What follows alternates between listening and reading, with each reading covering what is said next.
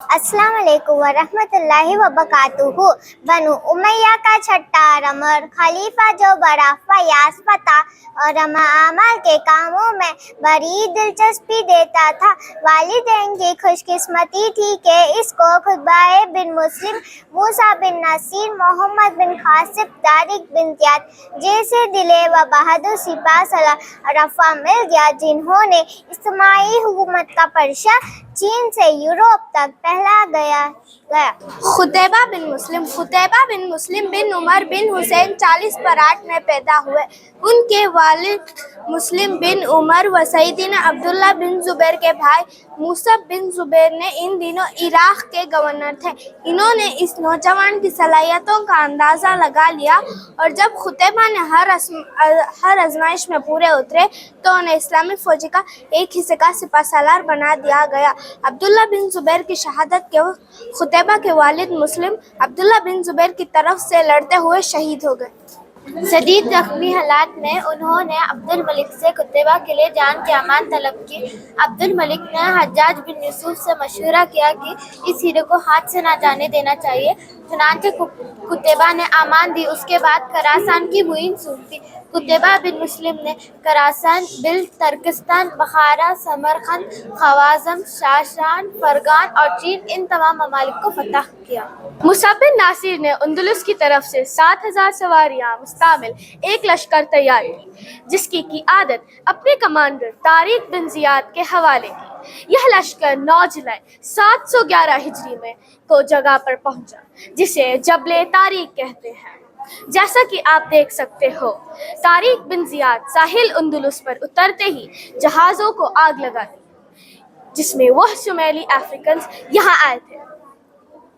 यह गोया इस बात का ऐलान था कि अब मरना जीना इसी सात ज़मीन में है और भागने की कोई गुंजाइश नहीं। रौदर, जो ईसाई का बादशाह था, उसने 1 लाख लश्कर इकट्ठा कर लिया। तारिक को इंसाफ तैयारों का इल्म हुआ।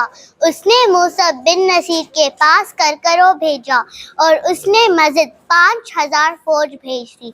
इस तरह से 1 लाख की अंदलुसी लश्कर के मुकाबले में 12,000 मुजाहिदीन की एक जमात तैयार हो गई। दोनों फौजी आमने सामने हुई तो अजीब मंजर था। एक तरफ 1 लाख लश्कर जो हर तरह से असलहे से लैस था। इस्लामी लश्कर बहुत बहादुरी से लड़ रहा था, लेकिन अपने से 8 गुना लश्कर को जैसे तमाम सहूलतें हासिल हो, शिकस्त देने आसान ना था। 8वें रोज तारिक ने भरपूर हमला किया। ऐसे फौज का दयान बजू ने साथ इहूद दिया। तारिक ने पुरजोर कल्ब ही पर इस बहादुरी से लड़ने की मसहिल भाग खड़ा हुआ। मुसलमान बिन अब्दुल मलिक को इस्लामी तारीख के बेहतरीन फौजी और रहनुमा में से एक समझा जाता है। वो उमवी खानदान के तारीख में बाज़ंतीनी सल्तनत को फतह करने वाले सबसे बड़े कमांडर हैं। माविया बिन अबी सुफियान के बाद उम्मियों के सबसे बड़े फौजी रहनुमा और अरब के सबसे बड़े खैदिन, जिन्होंने कुस्तुनतुनिया का मशारा किया। उनकी फतूहत और जंगों में 7 मामलिक शामिल थे: तुर्की, रूस, दागिस्तान, जॉर्जिया, आर्मेनिया, अज़रबैजान और इराक। खासतौर पर अनातोलिया के इलाकों में और हाफ़ज़ा जंगों के दौरान उन्होंने उम्वी दौलत इस्लामी का मशखारा शिमाली और मशरकी सरहदें पाक और महफूज करने में कामयाबी हासिल की और उनकी जंग 35 साल से ज़्यादा भी जारी रही। मदीना की गवर्नरी के ज़माने में हज़रत उमर बिन अब्दुल अजीज़ ने यहाँ बहुत सी इस्लाही और मुफीद काम किया। इनमें इनका नाकाबिले फरामोश कारनामा मस्जिद नबवी की तामीर और उसकी तज़ीन व राइश है।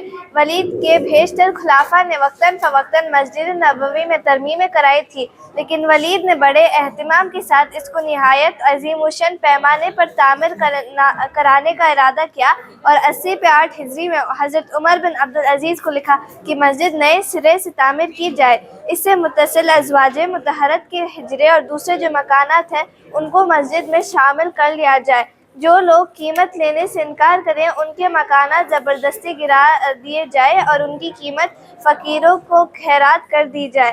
कैसरे रूम को खत लिखकर बहुत से रूमी कारीगर मजदूर मीनारकारी और नक्शकारी का सामान कई हज़ार मिस्किल सोना मंगाया और اور مختلف مقامات سے مختلف قسم کے سامان جمع کیا اور فقہائے مدینہ کی موجودگی میں مسجد کی پرانی عمارت گروا کر ان بزرگوں کے متبرک ہاتھوں سے عمارت میں بنیاد ڈالی۔ عمر بن عبدالعزیز کو اس عمارت سے زیادہ دلچسپی تھی، اس لیے بڑے انہماک اور حسن مزاج کے ساتھ اس کو تعمیر کرایا تھا۔ ساری عمارت نفیس پتھروں کی تھی، دیواریں اور چھتیں منقش تھیں۔ محمد بن قاسب کا پورا نام امام الدین محمد بن قاسب تھا، جو حجاج بن یوسف کے بھتیجے تھے۔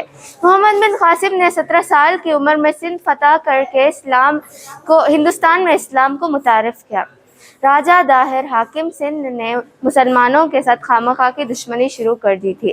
راجہ داہر چونکہ برہمن اور ہندو ذات تھے، اس لیے اس نے بت مت پیروکاروں پر بے پناہ مظالم ڈھائے اور بزور شمشیر کو مٹانے کی حکمت عملی اختیار کے مظلومین جات اور لبان کے قوم بھی شامل تھے، جو راجہ داہر کے باپ چچ نے ذلیل اور رسوا کرنے کے لیے ان پر پابندیاں لگا دی تھی کہ وہ اصلی بیجوئی مصنوعی تلوار اپنے پاس رکھے، قیمتی کپڑے جیسے ریشم مکمل اور شال استعمال نہ کرے، گھوڑے کی ننگی پیٹھ پر سواری کرے، ننگے پیر اور ننگے سر رہے۔ محمد بن قاسم حجاج بن یوکے کے بھتیجے تھے۔ بعض روایت کے مطابق چچیرے بھائی تھے۔ وہ اس وقت فرس کے گورنر تھے۔ 17 سال کم عمر نوجوان ہونے کے باوجود انتہائی ہوشیار اور قابل جنرل تھے۔ حجاج بن یوسف نے نگرانی کے لیے 12,000 فوج تیار کی۔ سوئی دھاگے سے لے کر منچک تک ہر ضروری سامان مہیا کیا گیا۔ بھاری سامان ایک بحری بھیڑے کے ذریعے روانہ کیا گیا۔ حجاج بن یوسف نے گزشتہ محمد سے سبق لیتے ہوئے بڑی احتیاط سے کام لیا۔ فوج کی اصل کمان اس کے اپنے ہاتھ میں تھی اور محمد بن قاسم کو ہدایت کی گئی کہ وہ فوجی کارروائی کے دوران مرکز کے ہدایت پر عمل کرے۔ مکران کے رستے سندھا کی طرف روانہ ہوئے۔ پنج گوار اور ارمان بیلا کو فتح کرتے ہوئے ادبل پہنچے، بند درگاہ پہنچے۔ اسی حسنہ میں محمد بن قاسم کو معلوم ہوا کہ جب تک شہر کا گنبد محفوظ ہے تب تک لوگوں کا حوصلہ بلند رہے گا، اس لیے محمد بن قاسم نے گنبد کو نشانہ بنایا۔ گنبد گرنے سے اہل شہر کا حوصلہ ٹوٹ گیا اور راجہ داہر کا حاکم شہر چھوڑ کر بھاگ گیا۔ اسلامی لشکر پیش قدمی کرتے ہوئے نیرانی نامی گاؤں پر قابض ہو گیا۔ راجہ داہر کے بالکل سامنے ہی وقی قبضے کا جی جان مقیم تھا۔ درمیان میں صرف ایک جھیل تھا۔ مواقع اور راسل نے ایک کشتی کے ذریعے 3 آدمیوں کو جھیل کے باہر بھیجنا شروع کر دیا، یہاں تک کہ تمام لشکر پار جا اترے۔ راجہ داہر اپنے اہال و عیال کو دراوت کے قلعے میں بند کیا اور خود لڑائی کی تیاری کی۔ راجہ داہر 100 ہاتھیوں، 10,000 زرہ پوش، 30,000 پیدل فوج کے ساتھ دریائے سندھ کے کنارے مقابلے پر آئے۔ 4 دن تک مقابلہ جاری رہا۔ موزور ہاتھیوں پر مسلمان کا زور نہ چلا۔ آخری 5ویں دن مسلمان کچھ پچکاریوں کے ذریعے حملہ کیے، جس سے وہ بھاگ جا اترے۔ راجہ داہر کا ہاتھی بھی میدان سے بھاگا، یہاں تک کہ یہ عرب نے اس کا کام تمام کر دیا۔ راجہ کے مرتے ہی فوج دراوت کے قلعے کی طرف بھاگنے لگے۔ راجہ داہر کا دور اندیش وزیر نے بھانپ لیا تھا، اب مسلمان کا زور روکنا ناممکن تھا۔ اس نے طارق بن زیاد کے پاس جان بخشی کی درخواست کی، دعان کا یقین دلایا اور وہ عہدے بھی پیش کی جس نے قزاقوں نے لوٹا تھا۔ جزاک اللہ خیر۔